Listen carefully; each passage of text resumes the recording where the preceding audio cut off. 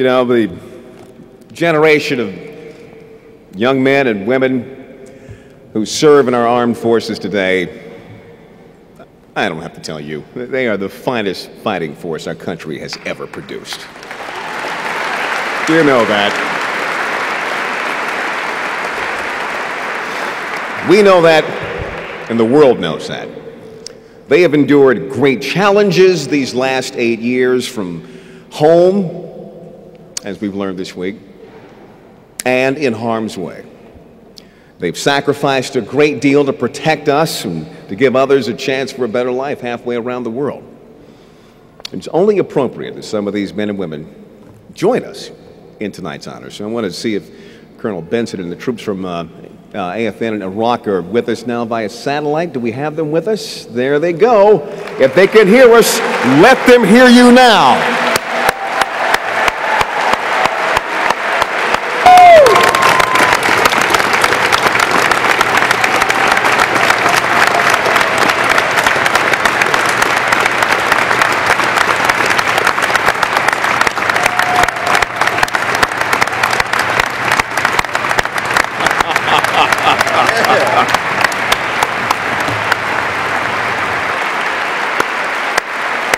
There you go.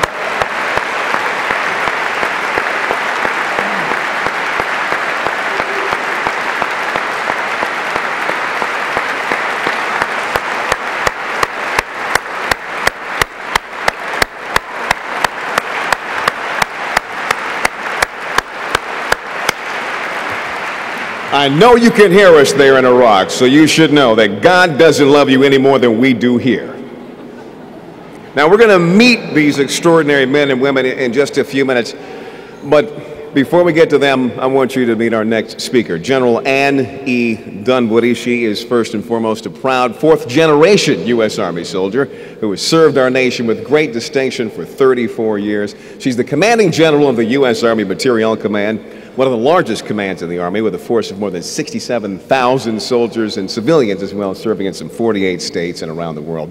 Army Materiel Command provides global logistical support to America's fighting forces and our allies wherever they are serving, wherever it's needed. And it's with great pride that I present to you this evening General Anne E. Dunwoody.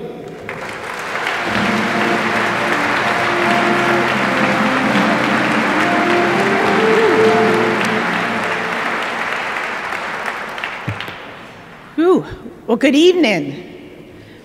And for those of you who just joined us from Iraq by VTC, good morning. Y'all make us so proud. When the video just gave me goosebumps looking at those great Americans.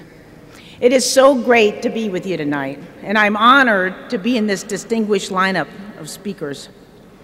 And I know it's late, and my husband reminded me that the best secret to delivering a memorable speech is to have a snappy beginning and an uplifting ending, and to keep the two very close together.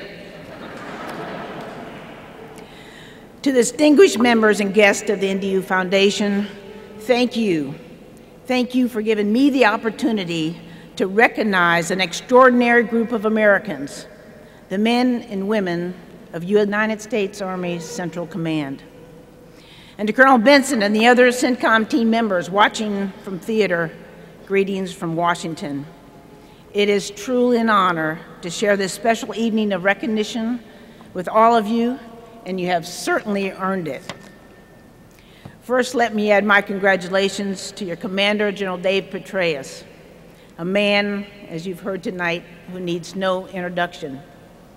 And I told General Petraeus, you know you have arrived when the clue in the New York Times crossword puzzle is your name. So now, instead of Peaches, we affectionately refer to him as Two Down.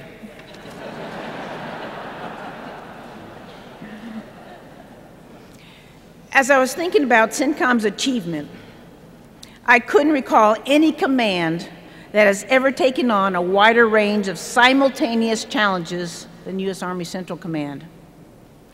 They've been charged with reducing forces in Iraq without jeopardizing that nation's hard-earned gains.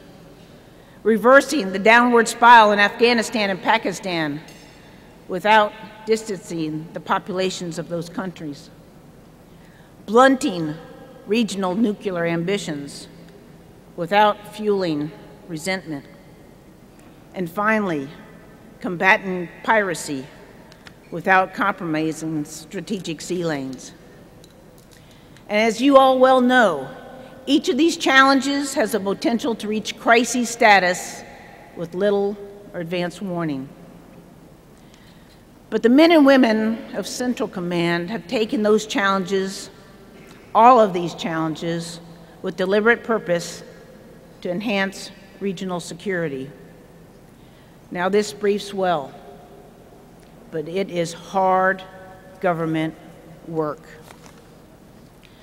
As you heard, CENTCOM's geographical scope is breathtaking. 20 nations, 4.6 million square miles, from Egypt in the west to Pakistan in the east, from northernmost Kyrgyzstan to the southern crescent of Yemen, from your headquarters in Tampa to your forward base in Qatar. You are guiding U.S. and allied efforts on multiple fronts. And at the same time, you're building a broad foundation for enduring regional stability. Every day, you live and breathe the words of Amelia Earhart, who said, and I quote, "Courage is the price life extracts for granting peace." Tonight, the NDU Foundation rightfully recognizes you, the courageous men and women of Central Command, for safeguarding our advances in Iraq, for anticipating regional flashpoints, for deterring the spread of weapons of mass destruction, and for ensuring safe passage of our world's vessels. So let me add my thanks to the millions of Americans who are so deeply indebted to you for your service, for your sacrifices, and for your tremendous accomplishments.